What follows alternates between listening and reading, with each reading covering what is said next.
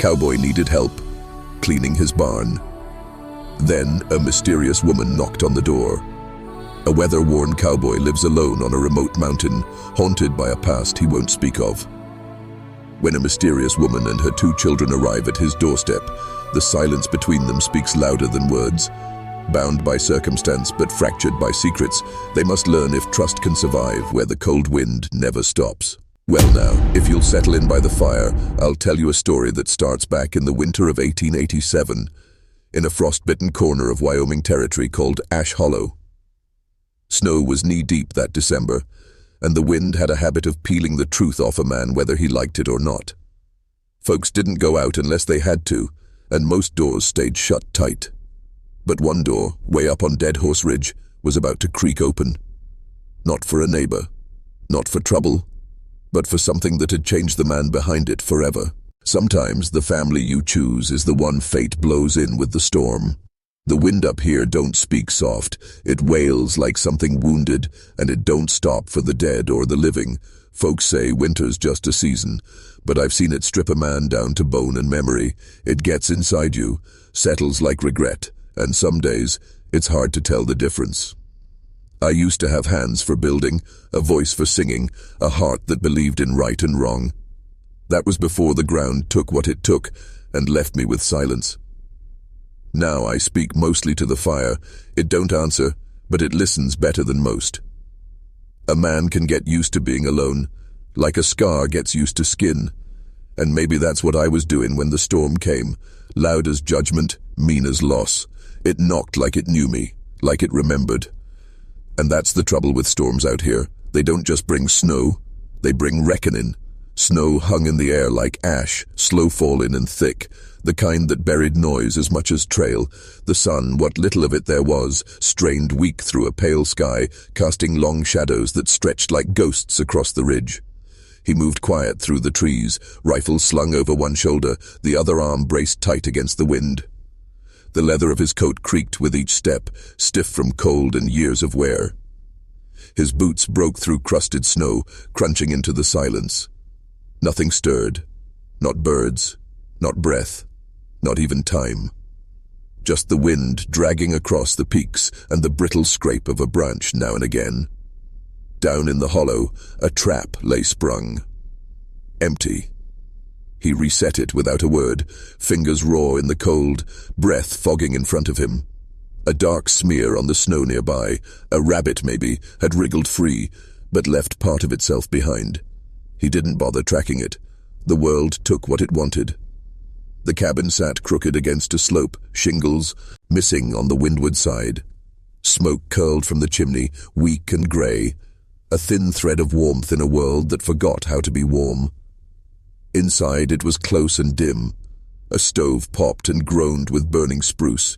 He fed it another log, then sat with a slow exhale, bones stiff, knees loud. The rifle leaned against the wall. A cracked mug steamed near the fire, untouched. On the shelf above the hearth, a line of envelopes tied with string, the paper yellowed, corners curled. He never opened them, not once, just stacked them neat and kept them there, like company that knew better than to talk. Beside the door hung a coat far too small for him. Dust softened its color. He glanced at it, just once, then looked away. Out back, past the woodpile, the ground rose into a slope of cairns and frozen earth. 2 crosses stood there, one carved proper, one rough-hewn and crooked. The names were worn near smooth by wind and time. He didn't visit them today. Didn't yesterday neither. Instead, he turned back to the barn, the half-standing one, with beams still leaning from the last bad storm. He walked its edge, ran a hand over a splintered post, thought about fixing it. Didn't. The wind picked up again, whistling through broken boards. He listened, then, quietly, without even realizing it, turned and went inside, shut the door, and locked it. The storm didn't come gradual. It dropped like a hammer from the black belly of the sky, howling through the timber like something alive and angry. He felt it coming before it arrived. Wind sharp enough to steal breath, and a silence just before that, too wide, too hollow. He'd been hauling wood toward the cabin when the first flakes slapped sideways into his face, icy and fast. He paused at the tree line, looking up. Snow moved in sheets, not flakes. The air turned white, thick as milk. A man couldn't see 10 feet. He dropped the widow, owed and hurried back, leaning into the wind like it might knock him over. Door slammed behind him, latch dropped, shutters thrown and barred. Inside the fire held, but only just. He lit the lantern, trimmed the wick, and stood listening. Wind tore at the corners of the house. Rafters moaned like something in pain. The storm beat against the cabin like it wanted in. He stood still a long while, breath heavy, boots unmoving near the hearth. Then, faint, buried beneath wind and wood cry, he heard it. A sound no man expects in a storm like that. Knocking. Not on the door, not even the walls. Just out there, beyond the trees. Fainter than the wind, but sharper. A cry. Or a call. He grabbed the rifle and cracked the door. Cold punched into the room. The fire leaned back from it. Snow swirled in like smoke. For a moment he saw nothing. Then, movement. A shadow stumbling through white. She came forward, half crawling, arms wrapped tight around 2 small bundles. Her hair was soaked and tangled, face cut by wind, eyes wide and unseeing. The little girl clung to her neck. The boy staggered behind her, mouth open, crying without sound. He stood frozen in the doorway, rifle still in hand. The woman's knees buckled. She dropped to one side, shielding the children with her body. Didn't even look up. He stepped out, boots sinking deep. The cold bit straight through his coat. The girl's eyes met his, red, wild, full of something that shouldn't be in a child's face. He looked back toward the door, toward the firelight flickering inside. No word spoken. He dropped the rifle into the snow and picked up the boy first, hauled him over a shoulder, then the girl. The woman tried to rise. He caught her by the arm, pulled her to her feet. Inside, the door slammed shut behind them. The storm screamed against it, but now it was locked out. For the moment. The cabin held its heat in patches. Close to the stove it was near hot, but the corners still breathed cold, the kind that settled into floorboards and bones. He moved fast, without speaking, stripping theirs. He wet from the children first. The boy, small, maybe 5, shivered without a sound, clothes soaked, lips blue. The girl, older by a few years, stood stiff as a fence post, eyes following every motion. She didn't speak neither, but her fingers clutched the woman's dress like roots in hard earth. The woman collapsed onto the chair near the hearth, breathing in short gasps, one arm still wrapped around the girl's shoulder. Her hair was plastered to her cheek, her dress torn at the hem, mud frozen along the seams. She didn't thank him, didn't look at him, just watched the fire like it might decide their fate. He hung their clothes along the wire near the stove, 2 small coats, a woman's shawl, scarves stiff with frost. Water dripped from boots and sleeves. He wrapped each child in a wool blanket, then pushed the kettle onto the stove without a word. The girl was the first to speak, voice small and dry. "His name's Tommy," she said. "I'm Clara." He didn't answer, just crouched beside the boy and checked his hands, red but not black. The frost hadn't taken hold yet. Clara stared at him the way children sometimes do when they know the world ain't right, not scared, not bold, just watching, like maybe she was the one measuring him. The woman finally spoke, her voice hoarse. "Eliza?" Then a pause. "Thank you." He nodded, just once. Still didn't offer his name. Tommy coughed, a wet, rattling sound. Eliza leaned forward to pull him close, but her arm gave out. He caught the boy before he fell, set him gentle in her lap. She nodded again, a flicker of something close to shame passing her face. He ladled broth into tin cups, set them down in front of the fire. They all stared at it for a long moment. Then Clara picked one up and passed it to her mama without asking. The wind clawed at the shutters, rattling the latch. Firelight danced across the walls. Tommy slurped at the broth, eyes half closed. Clara held her cup with both hands, like it might run if she didn't. Eliza sipped slow, careful. Still, he said nothing. just sat by the fire, one hand resting on his knee, watching the flame. "You live out here all alone?" Clara asked, quiet. He gave the barest nod. "Why?" He looked at her. Not hard, not soft either. Just enough to quiet the question. Eliza reached out and pulled her daughter back against her. "That's enough," she whispered. No more questions came. Outside, the storm screamed. Inside, the only sound was the fire, and the small, slow breathing of three people who weren't supposed to be there, but were, wrapped in blankets that didn't belong to them, warmed by a stove meant for one. He stood after a while, checked the shutters again, then the door, then the rifle, still wet from the snow. He sat back down without a word. The cabin wasn't home. Not yet. But tonight, it wasn't empty. The storm stayed 3 days, long enough to bury the barn doors near shut and ice the creek into silence. The wind eased, but the cold held fast, deep and brittle. Inside, time moved slow.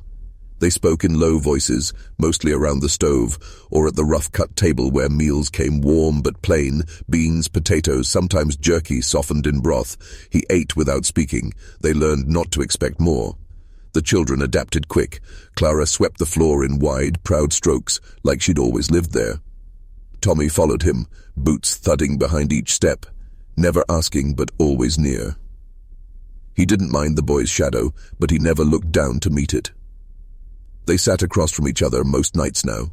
Him, Eliza, and the children, lamplight soft on their faces, silver smoke curling from their tin cups. She watched him while he chewed, not searching, just steady. He'd caught her once, staring at the shelf above the hearth, the one with the tied stack of letters. She didn't ask. That night, he told a story. Not the whole of it, just a piece. About a time he rode cattle through a canyon so tight the sky looked stitched to the rocks.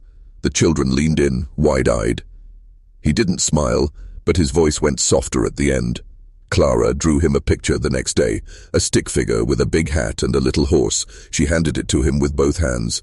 He looked at it for a long while, then folded it and set it under the lamp beside the ash tin, said nothing. She didn't mind. Tommy started calling him Mr., no name, just Mr., like the man was carved from something older than names. They asked where the children's father was only once. Eliza's jaw went tight. She said, "Far," then added, "and not coming back." Her voice didn't crack, but her hands wouldn't stop moving after that, folding laundry, stoking the fire, wiping the same spot on the table long after it was clean. He understood that kind of movement, knew what it meant to try and outwork a memory. On the fourth morning, he went out early and chopped wood until his shirt clung wet to his back. Each swing landed like it owed him something. By the time he came in, Clara had the eggs frying, and Tommy sat with a wooden spoon, pretending to stir. Eliza looked up from sewing a rip in the boy's coat. "You don't have to keep feeding us," she said. He shrugged. "You're here." She didn't press. Neither did he. That night they all sat down at the table. Wind had settled outside. Snow hung heavy in the pines. The world was still. The table was quiet too, but not empty. She poured the tea. He passed the bread. Tommy fell asleep with his head on the bench. Clara leaned her chin in her hands, staring at the flame in the stove. "You had kids?" she asked, sudden and small. He didn't answer at first. Then, "Used to." Eliza reached out and put a hand on Clara's shoulder. The girl quieted, eyes still on him. He stood and cleared the plates, set them in the wash basin. The fire popped once, heard loud in the silence. He didn't cry, hadn't in years, but his hands stayed in the dishwater longer than needed, and his back stayed turned. That table had seen its share of ghosts. Tonight, it saw something else, something like the start of living again.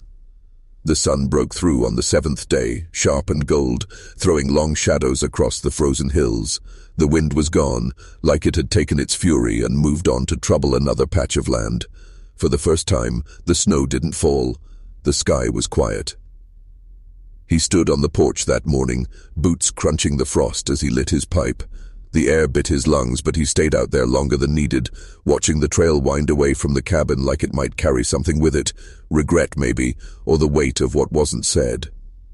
Inside, Eliza packed.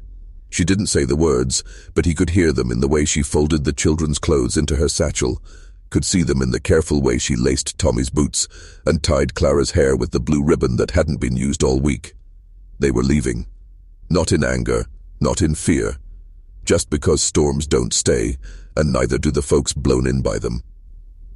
He didn't stop her, didn't ask where she meant to go or if there was someone waiting. He just watched, shoulders set, jaw firm. Tommy ran out to him, tugged on his coat. "Will you come with us, mister?" He knelt slow, looked the boy in the eye. "Ain't my place," he said. Tommy didn't understand, but nodded like he did. Clara stood in the doorway, quiet. She held something behind her back, his tin cup, polished and clean. She offered it to him. He took it, rough hands brushing hers. "We'll remember you," she said. He didn't answer. They loaded the small wagon just past noon. The sun had started melting the snow along the roofline, drips echoing soft off the eaves. Eliza climbed up last, her hand lingering on the edge of the seat a moment too long. She didn't look at him. Not then. But as she took the reins and gave the mule a soft word, she glanced back once, just once, and met his eyes. That look said everything neither of them ever would. He stood there as they rode off, didn't wave, didn't move, just watched until the sound of wheels faded behind the ridge. That night, he stood at their door. Not the front one, the small room where they'd slept. The fire had long gone to embers, and the air had that stillness only found when things are missing. He rested his hand against the frame, fingers tracing the wood, then dropped it and turned back. The silence was too quiet now, not peaceful, hollow. He poured a drink, sat at the table, listened to the wind that wasn't there. Come morning, he went out and checked the path. No tracks. The sun had taken them. Later that evening, he sat by the stove, letters spread out before him, unopened still. But he didn't burn them. He waited until the light dipped low, until the day leaned into night. Then he stepped out onto the porch. A figure was standing there. Eliza. Alone. Her shawl was wrapped tight, and her face was unreadable in the dusk, but her voice when it came was steady. "They can't make it on their own," she said. He nodded slow. "I know. I'm not asking for anything. Wasn't expecting you to." She stepped inside. Not like a visitor, like someone returning to where they'd left something behind. He followed, and for the first time since before the snow, he closed the door, not against the storm, but to keep something in. The town hadn't changed much. 3 buildings wider, maybe, a new steeple, more dust than he remembered, but it still carried that same worn smell of horse sweat, pipe smoke, and sun-baked timber. He rode slow, reins loose in his grip, Eliza beside him in silence, the children behind them in the wagon bed, blinking at the bustle like waking from a long sleep. Folks turned as they passed, not many, but enough. Old eyes, quiet whispers. He kept his hat low. At the general store, Clara hopped down first. Her dress was clean, hair brushed, a blue ribbon shining like defiance. Tommy slid after, boots thudding on the boardwalk, eyes wide with everything, the stacked goods, the polished glass, the candy jars. Eliza stood tall, jaw set. She didn't reach for his arm, didn't need to. The bell rang as they stepped inside. Warm in there, dust danced in the light through the windows. A man behind the counter looked up and froze a beat too long. "Well, I'll be," he said the name. A name the mountains hadn't heard in years. It hung in the air like smoke from a long-dead fire. Eliza glanced at him. He didn't nod, didn't speak, just started gathering flour, sugar, salt, quiet hands moving like he'd never left. Tommy pulled at her skirt, pointing at the candy. She crouched low, whispered something soft, and he beamed, picked a red twist from the jar. Behind the counter, the man tried to smile. "We all thought you was, well, Gone. He didn't look up. Ain't far enough for that. Later, outside, a woman crossed the street with a slow, purposeful step, grey at the temples, a face weathered by wind and worry. Eliza. Her voice was flat. That man. He ain't your kin. Eliza didn't answer. You know what they say about women staying in men's houses? She held the woman's gaze. Ain't a house, she said. It's a cabin. And it's mine now, too. The woman blinked, lips parted like she meant to say more, but she didn't. Clara tugged her mother's sleeve. Can I see the school? The woman stepped aside, almost out of instinct. As they passed the church, a man in a black coat stepped from the steps, collar stiff, Bible under one arm. A lawman leaned against the rail nearby, thumb tucked into his belt. Neither spoke, but their stares were sermons. That night, they sat in the saloon's corner, nursing coffee and quiet. The children upstairs in a borrowed bed, Eliza's fingers tapped slow against the cup. He watched the lamp flicker. You all right? She asked. He nodded once. Wasn't sure you'd come back here. I didn't, he said. You did. She studied him. You think we'll be left in peace? He looked out the window, where dust still swirled in the streetlight. Peace don't come from what they say, he muttered. Comes from what you hold on to. She went still, then gave the smallest nod. Behind them, laughter rose from the bar. Someone shouted. Glass broke. But at their table, in that little corner of the world, nothing moved. They were strangers still. To the town. To each other, maybe. But less so than before. They didn't ride back that night. They stayed. Because some things got to be faced before they can be left behind.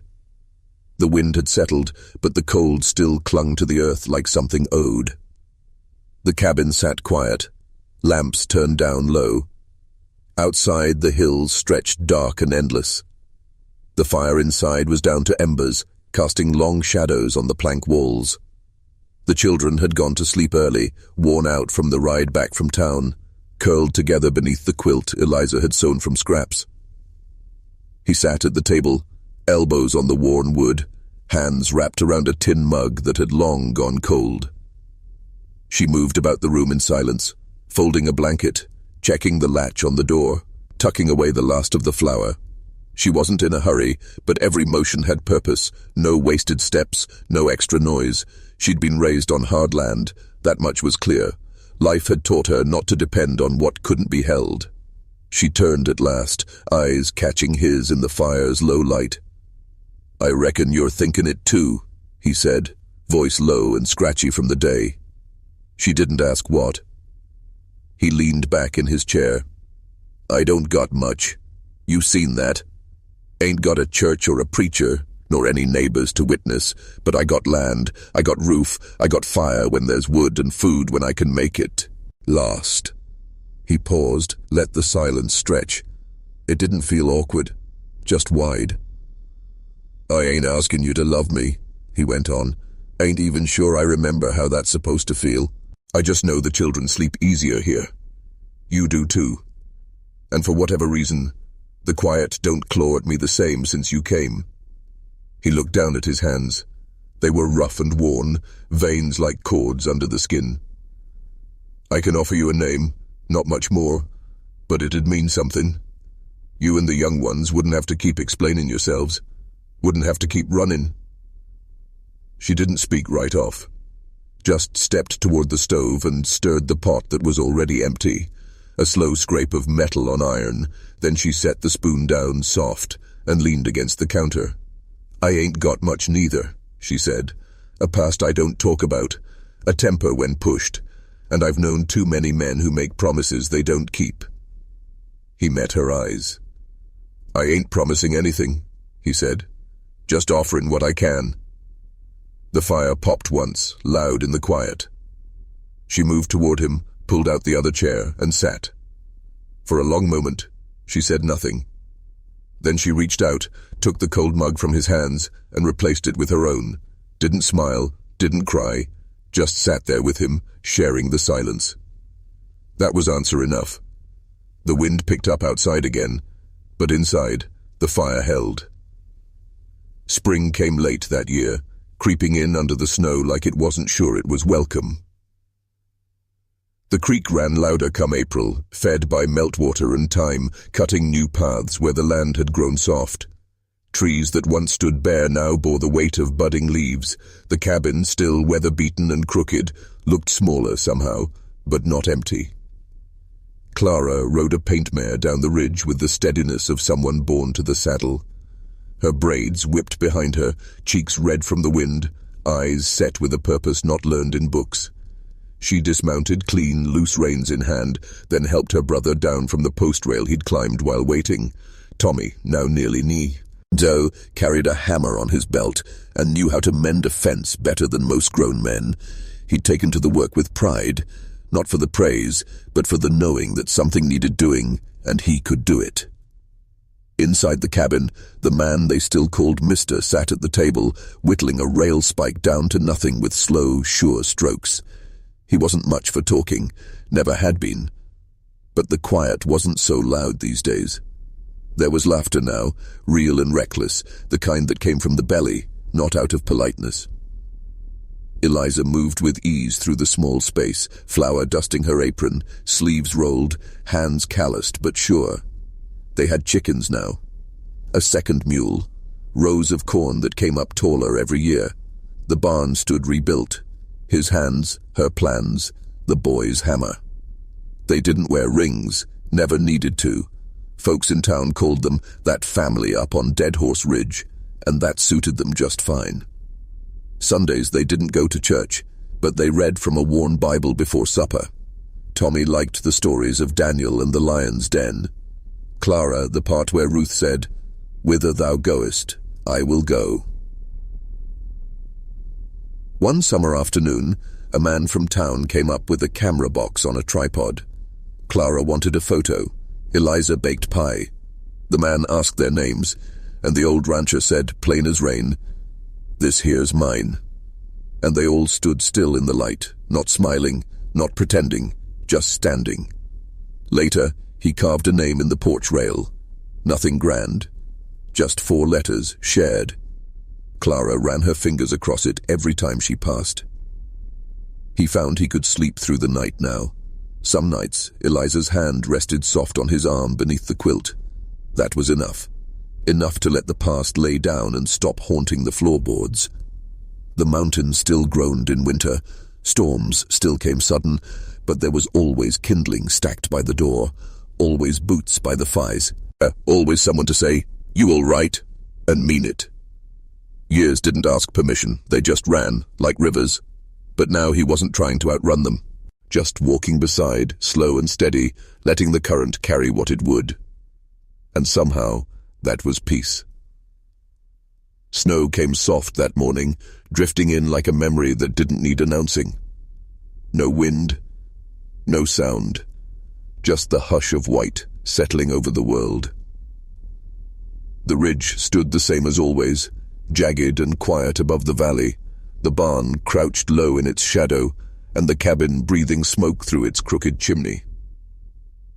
Chickens moved slow in the yard, confused by the cold come early.